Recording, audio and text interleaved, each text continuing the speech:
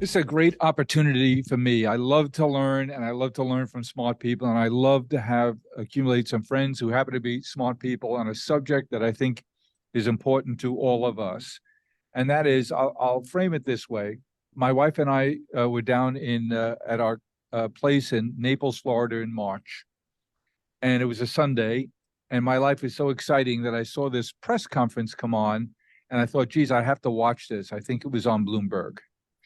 And it was Tom Keller with a bunch of banking officials from regulators from Switzerland talking about the now about to be merged Credit Suisse and UBS. Com, the executive chairman of UBS, and I sat there glued to the press conference on TV, saying to myself, "Boy, this is huge, and it's going to have a big impact on a world that you folks know so well." And I just can't imagine how this is going to unfold. And I have to confess up front that I'm a Tom Keller fan, an extraordinary guy. And he came across in that press conference as truly the adult in the room. Not that the others were not the professional, but Tom just had an air and presence about him. He gave me the sense as a viewer that he knew what was happening, that he was in charge. It was a difficult task, but he was a right man to have his hand on the tiller to steer this amazingly complex transaction that seemed to be very, very important to the two banks and their stakeholders, to the government of Switzerland, the people of Switzerland, and frankly, to the entire global banking system. I'm joined here with friends who are experts on leadership, and I want to tap into their expertise, not only in the field of finance, but especially in the areas of leadership and communications, because this is a case study unfolding before our eyes that I know I can learn a ton from. And I bet we all have an opportunity to learn a great deal about leadership, about management, style, culture, communications. But let me introduce my friends here today. We have Bob Diamond, who lived this. He ran one of the global super banks in Barclays, and now he's the founder and co-founder and CEO of Atlas Merchant Capital. I have Steve Kelner, Dr. Steve Kelner, who runs Ascent, which is a business that trains and helps develop leaders now and leaders for the future. I have Jeff Sonnenfeld, who's the Senior Associate Dean for Leadership Studies and the Lester Crown Professor in Management at the Yale School of Management. He's also the founder and president and chief executive of Chief Executive Leadership Institute. And I have Francesca Tans, who is a seasoned investment banker, has worked for a few of the global players in investment banking, and more importantly, leads a company now called the Alexander Partnership, which is all about 100% about coaching very, very senior leaders, usually CEOs. So thank you all for joining us today for an open conversation. I purposely asked you not to prepare because I want to learn from you. What are we watching here? What lessons can we take from this? And how can we all grow as a result of this experience? Bob, let me turn to you first. You've been in the chair. What's going on in this merger now? What are the important issues? Not long after he took over this role as executive chairman of this new, soon-to-be combined entity, but he made a senior change at the CEO level and brought in a fellow who had been there before, had gone into retirement. But Com thought that Sergio Armati should rejoin the team, and he was the right person to lead as CEO. What's your view of what's going on and from a leadership communications point of view at Credit Suisse and UBS, Bob? So I think number one, Jim, and thank you for putting this incredible group together. And I think it really is an opportunity to look at leadership using this as kind of a case study.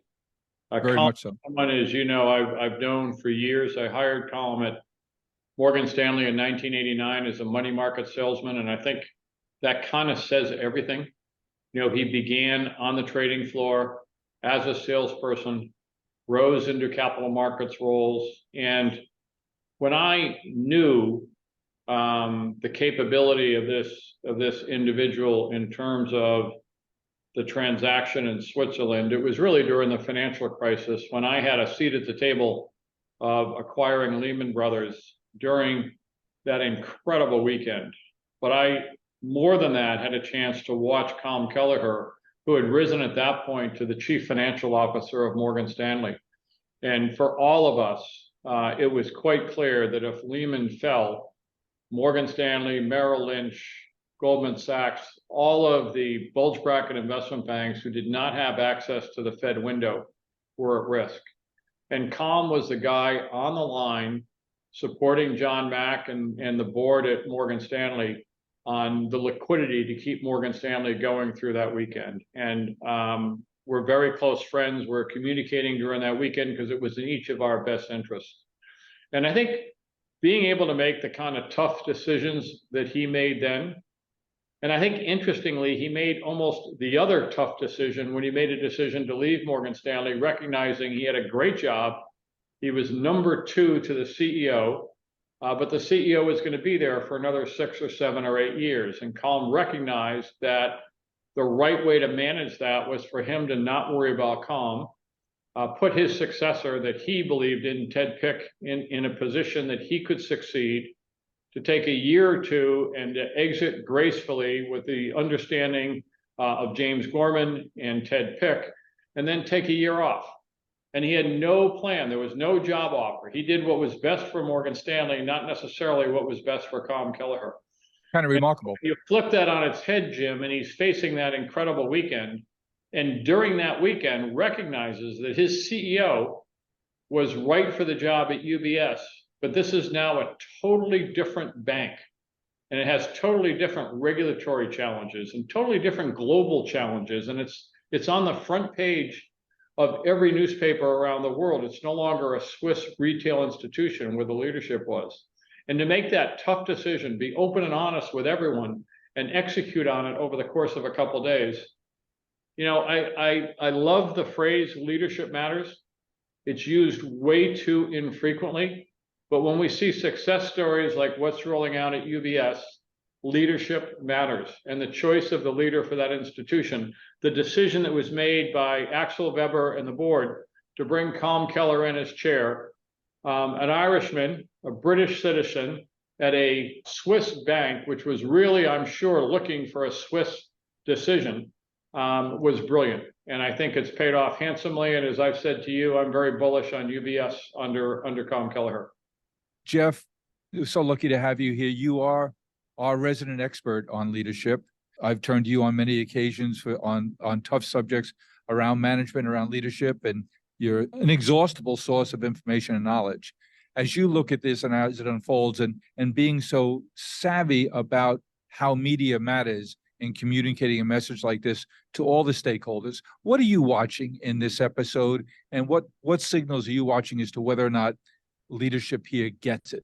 I just was going to say, I appreciate those kind words with Francesco, Bob, Steve, and you, Jim. I learned from all of you as great beacons of leadership wisdom. So thank you for saying those kind things about me. But I'm just holding on for dear life here. Is some of the things that really fascinated me about this one. And I couldn't really talk about this in my MBA class because everybody's too young to remember the counter models that we saw when we saw in the 1980s. So many strange views about leadership in the financial world. We saw a wrenching change that happened where you used to have a place like the time when Colm had joined Morgan Stanley. He came in with a generation before him where there were just 25, 26 partners, as Bob will recall from that earlier era, ahead of Bob as well, where half of them were listed in the social register and the other half took the next boat over right afterwards, that it was a very old lineage white shoe firm and kind of a clubby atmosphere. Morgan Stanley had gone through sort of quite a wrenching change. And he was on the forefront of, you know, as Bob tracked his trajectory going all the way through to become, chief financial officer, as well as a bit of a rivalry between some other very talented people you recall that were in James Gorman's bench there, say, such as Greg Fleming, and Greg of course left when Cohen got the presidency, is that and they're very talented people. There are a lot of talent that they built up in there, but he'd start out in fixed income, spending 30 years in there. What a difference it makes to somebody who actually knows the institution. Because in the 1980s, what we saw is that a lot of places that were trying to figure out how do they move past the clubby atmosphere of the earlier era is they went for this notion of interchangeable managers. You remember a place like Kidder Peabody when Jack Welch bought it, he thought, well, the way to save Kidder Peabody from a distressed situation similar to this was to take off of his board Silas Cathcart, a tool and die maker. That guy, sure, that's exactly what they needed to fix Kidder Peabody's reputation, investment banking, and fixed income problems. Let's just put in a tool and die maker. That's what they needed. And that notion of interchangeable managers that were coming into finance, we saw some very strange things happen, and some of the fiasco mergers, the difficulties with Dean Witter and Morgan Stanley. I used to sort of piling them up, where you saw sometimes some very creative, imaginative boutiques that were being bought by large lumbering giants. A lot of the big insurance companies were trying to recast themselves as integrated financial service firms. They wound up snuffing out the very talent they were trying to buy. And of course, the financial supermarket envisioned by Sandy Weil, which he was a great mastermind behind stapling together all these different pieces of different parts, and American Express at one point too, trying this. We had quite a hodgepodge of cultures, leadership styles, things that didn't integrate together.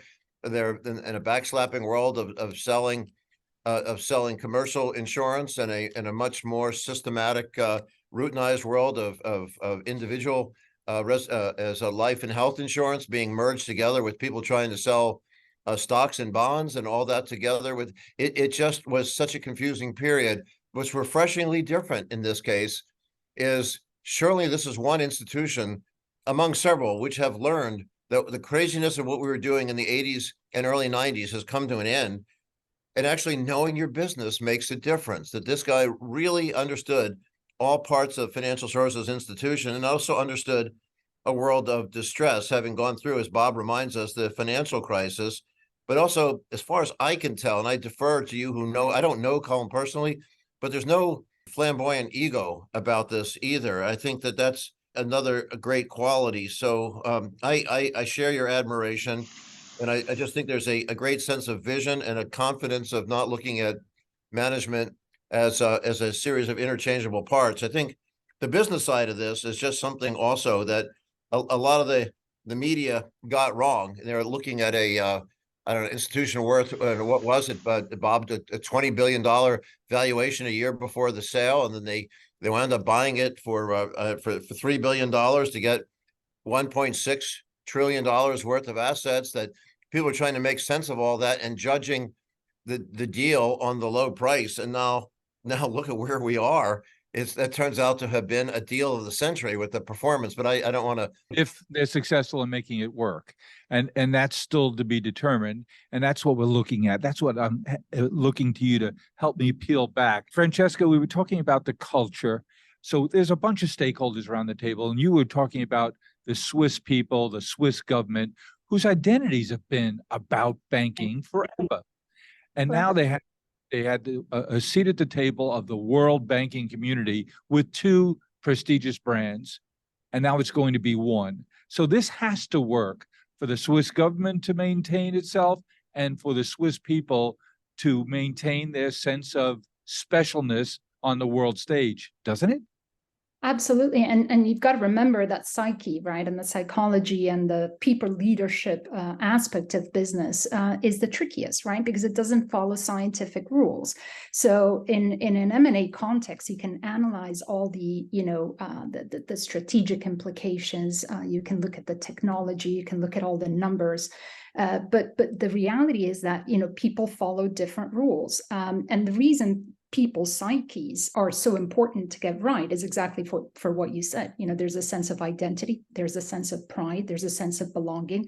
And one of the things research, you know, shows us is that one of the key pillars of employee engagement and employee performance is that sense of belonging, right? It can absolutely boost performance.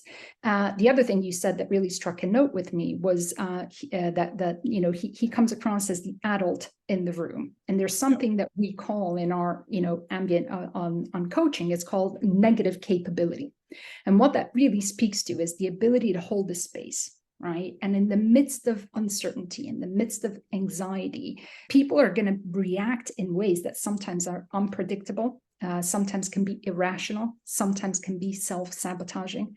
And the importance of having that grown up in the room who can hold that space, right, is paramount. You coach people, you develop programs that develop the leadership skills, the management skills of the senior most leaders in our country. And more than that, with your background in psychology, you develop many of the assessment tools that the top search firms and coaching firms around the world use in assessing their talent and finding the areas they need to probe at and work on specific development plans.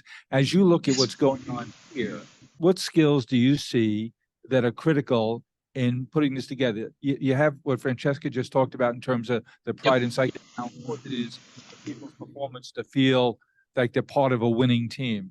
Poor people from the Credit Suisse side of the shop are sitting there saying, oh my goodness, I was king of the hill, and now I don't know if I have a job anymore. What kinds of things are they thinking about consolidations? What areas are going to keep? Who's going to lead the combined businesses? Those are important decisions that they're making in real time. And how do they think about when that gets communicated, how quickly they have to make those decisions? This is, when you open the hood of leadership, these are the questions they're having to deal with. Yeah, and you're absolutely right. It's a critical need, and we know from, you know, every year that there are people who check out how successful mergers are, and about 2/3 of them are not successful 5 years later. They don't add value. And but at the same time, when you have an organization that takes the time to study the leaders they have and understand where they're coming from, they succeed 2/3 of the time. So it flips that number completely. So, and while I respect the point was made about having experience that Jeff made, note how often we're talking about Calm's ability, that he can create, if he can create a sense of belonging, to Francesca's point, that he lacks ego, so he's not seen as a threat to both sides. The fact that they're both Swiss firms and they're both banks does not mean they're just going to come together. The fact that they're both feeling great prestige and they have this storied histories means it's that much more likely for them to come into collision with each other. So it's going to be really important to be able to help everyone feel respected, not just, you know, accepted or belonging, but actively respected, I think. And in terms of the characteristics that has to show, some of it is the humility that's been discussed already before everyone's expertise and everyone's history and strength. But also, I think you need to have insight into who the people are.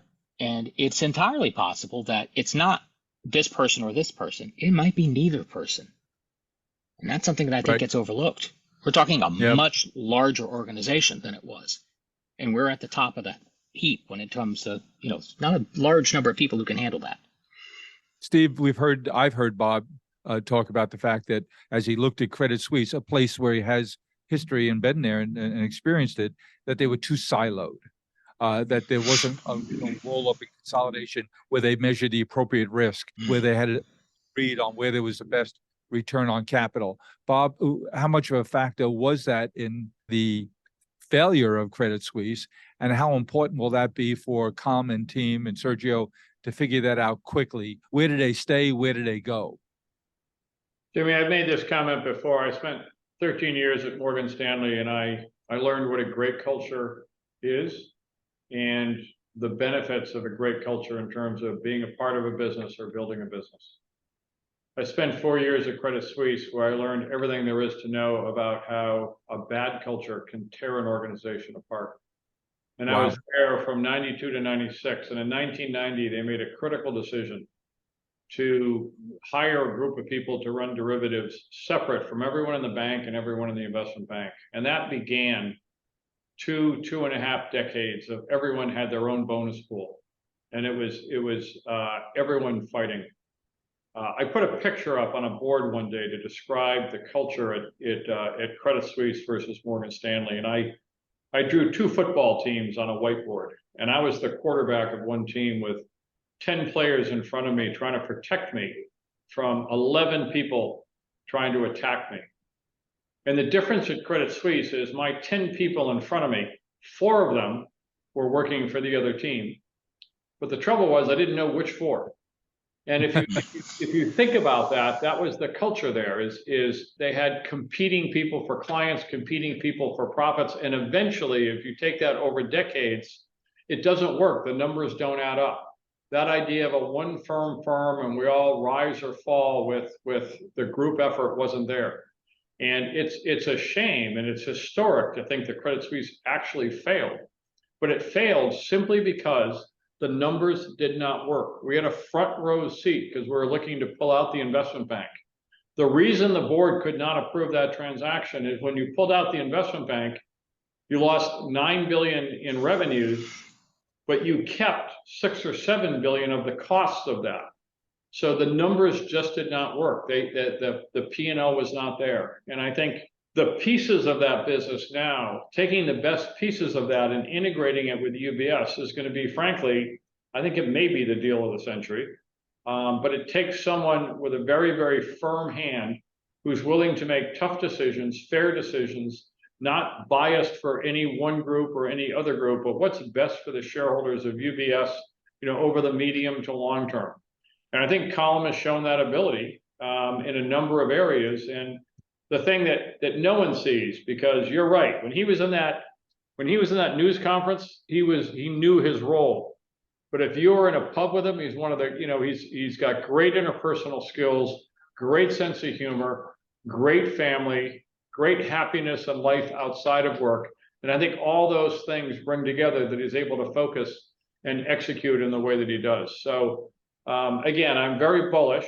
I think this is a tragedy that Credit Suisse failed for many, many shareholders who were loyal for such a long time in bondholders. But if we kind of draw a line under it and look forward, to be fair, I think they came up with a good solution. Stephen, we just heard from Bob about how important the elements that go into the makeup of Colm or any of us. Strong family, good ties, well-grounded. He was one of 9 children, grew up quite stressed financially in Ireland during a tough time. Francesca, you've seen this. How important is it, Jeff Sonnenfeld? How important is the total picture of a man? When you're doing an assessment, Steve, what are you looking for besides their experience? We talk about their resume, but the stuff that goes before the resume, who they are, where they come from, and their self-awareness. If I'm assessing a leader, experience is great, capability is better. And capability comes from many places. We know what the core capabilities are that 85% of all top leaders need. But, to your point, you can see how someone's abilities can be rooted in their family or their background. In the US, we're conventionally not asking people what their father did for a living. In Europe, that's actually a standard question by search firms. Is that right? Yeah. And the idea is that, well, his father was an entrepreneur, so she might be an entrepreneur. No, that's actually, there's no basis for that. But you can say things like someone who grows up in a large family might have the potential to realize I can't make all the decisions by myself. I have to negotiate. I have to deal with my brothers and sisters. We have to learn that, oh, look, we have diverse people in this family. So you could see things like that influencing how Colm's come out. I like to see whether people have used it. Right? I mean, had they put it to work? Because you can also have someone who was in a big family and hated every second of it and went off on their own. So it's all about, do they also bring the emotional intelligence, the social intelligence to be able to engage with diverse people and hear them where they are and not just impose their views, but be able to sell them on it and be able to kind of win people over to a common vision.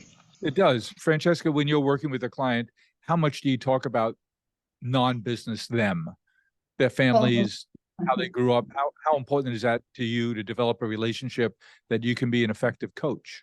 Yeah, I would say almost always, Jim. I would say the vast majority of the time that we spend in coaching is really spent talking about the whole person, right? And what happens in the business world is actually what they bring to the outside world. But the space that they need is to reflect on who they are, right? Where they're anchored, how they're centered. There is nothing more, impactful and impressive than a leader who has found their center. Now, their center can be rooted in their childhood, can be rooted in their family, can be rooted actually in their present as well. Helping leaders understand where they gain their energy, but also how they can utilize their strengths. Anxiety is one of those things that's not binary, right? It's not a case that you either have it or you don't. It's a case of how much you have it, right, at any given point. And how you manage it. And that's exactly the point. And so what part of the work that we do is really helping leaders come to terms with what is the source of that anxiety and how do you manage it, right? And once you can help them with that, then they go off and do extraordinary things in business. So we don't need to really talk about that side of it, right? They can do that exceptionally well. One of the tools here for communications, which is integral to leadership, is the media.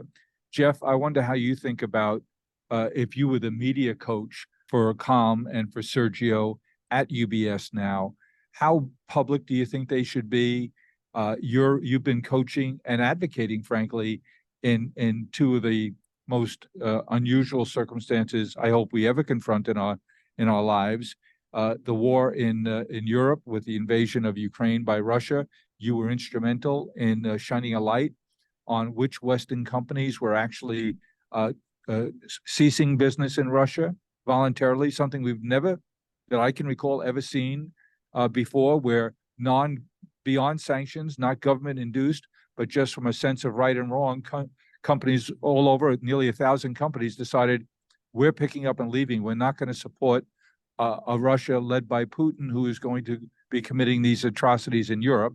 And on the other hand, you've been working in the last days on coaching and helping and prompting companies to do the right thing vis-a-vis and institutions beyond businesses, obviously, prompting people to do the right thing in terms of the conflict in the Middle East.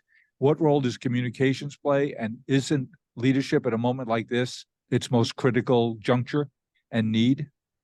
Well, I appreciate that question. Coming off the wisdom of our fellow panelists on this call, is you just teed up such a big one that we can just order our dinners right now and get and start to order our breakfast as well, because there's a good deal to cover on that one. Is when you can think of the kind of communications messaging that would have been a mistake coming in that we've seen others do.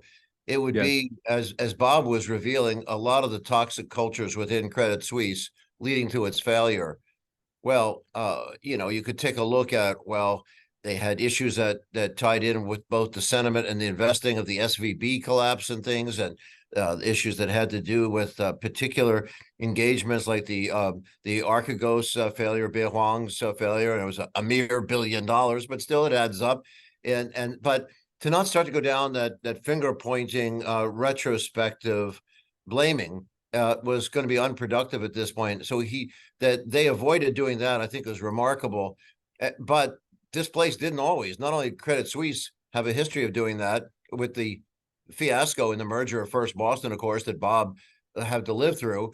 But even before that, First Boston itself had been melting down into nasty sidebar messaging, where the Wassersteins and Perellas were running a very hot shop, inventing a world of M&A within investment banking that Meyer and Shoemaker, I believe, were the names of the CEOs running First Boston at the time, that were trying to control and tamp down the entrepreneurial units that were messaging separately to the outside world. So there was a lot of cross messaging that the CEOs couldn't control, and that led, you could just see that there wasn't a common spirit, a common mission. Surprisingly, in a distressed situation like this, we didn't hear a lot of that coming out of Credit Suisse, and that's because I think there's a lot of confidence in some of the dimensions that Francesco and Steve were talking about. is when we look at sizing up a great leader, we look at their personal dynamism. Well, I think they're a little understated on this one, perhaps a little too understated. They could be a little bit more out there in the messaging on their accessibility and their regular communications and the vivid imagery they use. But they're worried about, of course, a lot of the cross-cultural issues. But personal dynamism, I give them an okay. I guess when you say cross-cultural, because it's not the Swiss way, is it? No, that's the challenge. You're very good. So then I give them a better mark, though, on some issues related to the kinds of humility that Steve was talking about, is that on empathy, very good on understanding the situation of the bankers. I think it was a fifth. I think maybe a fifth of the investment bankers after the merger would have been from Credit Suisse, but they aren't made to feel like separate cultures so far as we can see. And, Yep. and that the authenticity that you talked about in the origins and the lifestyle, especially of Colm, that believability, the credibility, if you will, almost the moral model they set is so powerful. So I give them great grades on that. What worries me coming up in the earnings call is coming off of the August earnings call, they blew it out of the water with $29 billion of profits. That's the highest profits of any bank, ever in a given quarter. And they've also built up the largest, in terms of numbers of people, at least the largest wealth management unit anywhere, as they've set up expectations that they're going to really dominate wealth management. And can they keep up this track record? So in terms of expectations management and communications, I worried about that. And some CEOs, of course, game the analysts all the time to try to lower expectations. So that's the one that is the biggest open question for me here now. And then closing on this one, the one you opened with is that's all speaking about the institution's internal performance to the external world in terms of what the character stands for of the institution speaking to the external world on issues that aren't particularly related to that enterprise per se. As you know, I think it's very important that CEOs do speak up and board chairs to say what matters in the world, what's truth, what's integrity. As Tocqueville told us back in 1840 in Democracy in America, is that the business leaders, along with clergy and other civic leaders, need to speak out as pillars of democracy to know what's truth, that we interpret our rules of conduct by the way civil society speaks out, not by what lawyers and legislators do, but the way civil society speaks out. That's how we, and business leaders are now ascendant as the most trusted voices in American society. And they forge what Tocqueville called social capital is more valuable than even financial capital. So it's really important that I think they judiciously pick their battles on external issues and just help calibrate what the character is the institution stands for. If there's one thing we know for sure, that where Gen Z buys, where Gen Z chooses to accept employment, and where Gen Z invests, has a lot to do with the corporate reputation, social capital. They have a chance to forge that here. Stephen, you heard what Professor Sonnenfeld just said. Indeed.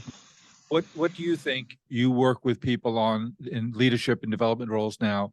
How do you counsel them about that very subject, about making sure that they pick their spots, that they take a stand when it's appropriate? How do you help them to have the filter to make those decisions when they speak out? What are things they have to speak out on? Those 1,000 companies in the West that pulled their business out of Russia, that Jeff Sonnenfeld and Steve Kelner and Yale kept track of and had a great influence on those decisions and those behaviors. How do you counsel people to know where do they take it, where do they not take it? It's a great question. And I actually remember in 2008, I got a lot of call from financial service industries that asked, can you assess integrity? And what they meant was, can you find out when someone's being dishonest? The truth is, it almost doesn't matter what values you pick, as long as they are consistent with what you've been saying. I mean, you must act on your values. There's no better way to destroy an organization than to say one thing and do another. But you need to decide what your priorities are. You can't do everything. So I would tend to look for the things that are closest to the heart and by that, I don't mean to sound just mushy on that. The truth is that people have consistent values and motives that are identifiable. And let's ask Francesca to weigh in here on that. What when you make those decisions, when you're coaching someone about what things matter most, how much of those decisions matter based on what business you're in, what industry you're in? Does that flavor where you know what? Yeah, Or my as Jeff said, experience. some Yeah, issues transcend whatever industry you're in. totally transcend any industry. That's the beauty of mankind, actually, right? And we see that cross geographies, we see that cross businesses, which is why it's so fascinating to observe CEOs leading organizations in sectors that they don't come from, right? And bringing their DNA, bringing, to Steve's point, their authenticity and their value system. There is something that that we know that IQ and your skill set and your training and your experience can make you incredibly intelligent and able, but EQ is what makes you effective, right? EQ is what translates all of that ability into something that your system around you can absorb, can metabolize. Right. And when you're so trying Francesca, what should we look for in the weeks and months ahead from the Yeah. leadership of UBS as what should we be looking for? How important is speed? How important is a transparent process to how decisions are being made? How would you rank tell me the 2 or 3 things that you would be watching to measure the effectiveness? Yeah, so there's a few things that I think I would definitely be watching for, right? The very first thing is to the point that I made at the beginning, you've got to remember that you're leading a system that isn't always going to operate in the most rational way, right? So you've got to anticipate that. And the way to do that is, by really wrapping your arms around your leadership team, educating them, coaching them to become coaches as leaders, and to really understand that they're leading this imperfect system that has a little sort of shape that's about to become. And I think that's one aspect of it. The second thing I'm going to be looking for is for them to be making some swift but thoughtful decisions and leadership appointments. It's the vagueness, it's the drag that just brings everything down. The third thing I'm going to be looking for is them coming out with a strong set of values and a strong culture, right? To really create a tribe. Do they state that, or do they live that, or both? They have to state up front what their values are? Absolutely. So they state up front what their values are, and then they role model them, and then they actually live them, right? And selecting those can't necessarily be a mismatch between two organizations. They actually need to identify the values of the newly created entity. Steve, weighed in on that. What are you looking for here? Yeah, I would say speed is good, but communication is better. In that what you don't want is to make hasty decisions that, and I'm not contradicting Francesca. I just want to say that I think it's right. If there's any decisions you can make quickly, you should. But we also know that sometimes being able to go to people and say, we haven't decided this yet, but we're going to, and here's how we're doing it, actually increases the sense of which that people have that, yeah, okay, there's a firm hand on the tiller. So that clarity of purpose and direction, in the sense that, yes, we are making something happen here, is as important as speed. Got it. Jeff, round it out for us. If we come back and revisit this, how can a florist learn from this here in episode, to watch what's going on, how they make those decisions, what they identify as their unassailable values here, the speed at which they act, how they communicate? How else can we learn from what they're doing? You here, one of the several teachers at the table, how can I learn from this? Well, as a florist, you know that a lot of what we see in the financial world is blooming crazy. And you have to learn how to pick the roses, but avoid the thorns. So we defer to you on your skillful navigation.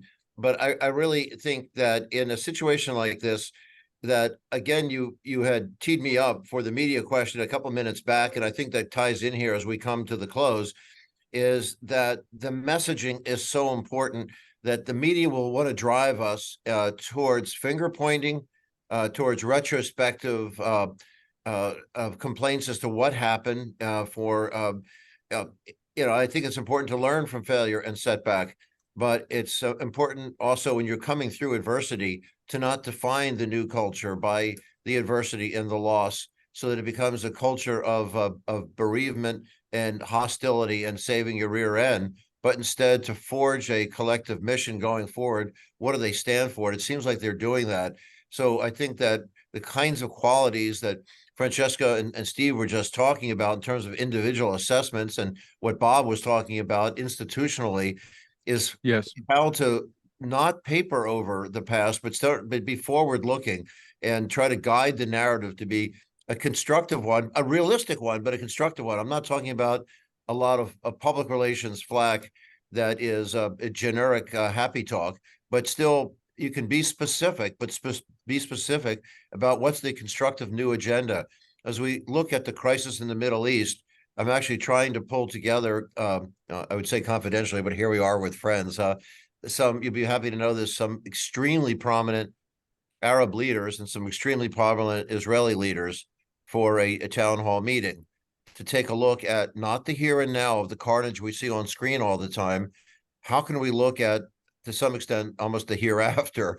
I use the term loosely, but that we try to imagine, if you want peace through prosperity, what does it take to get there? Why is it worth the present to get to the future? You have to imagine the future. For any major successful change to take place, there has to be a realistic but inspiring notion that it's worth it to get there. The people who survived the concentration camps versus those who didn't, for the large group of people who believe there's some reason to go on.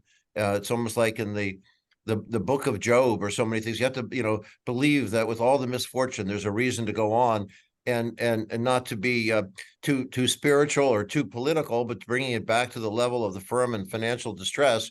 It's easy to fall into the trap of the navel gazing and the negative retrospection, as opposed to looking forward as what could this place stand for, and to revive that spirit of Swiss European contributions to the global banking system.